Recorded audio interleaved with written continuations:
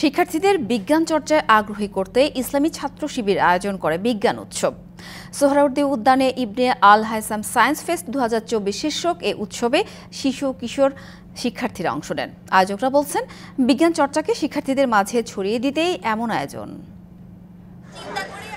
কারো স্টলে জুলাই আগস্টে আহত ব্যক্তির জন্য বিশেষ চশমা, কেউ আবার কার্বন নিঃসরণের বড় প্রজেক্ট নিয়ে স্টল বসিয়েছেন।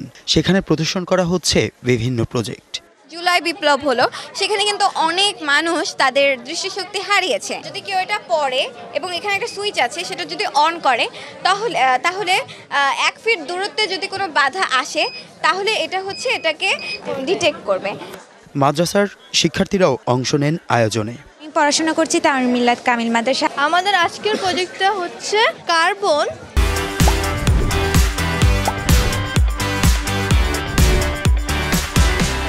যেটা আমরা ক্যাপচার করব, ব্যবহারও করব, আবার আমরা সংরক্ষণও করব।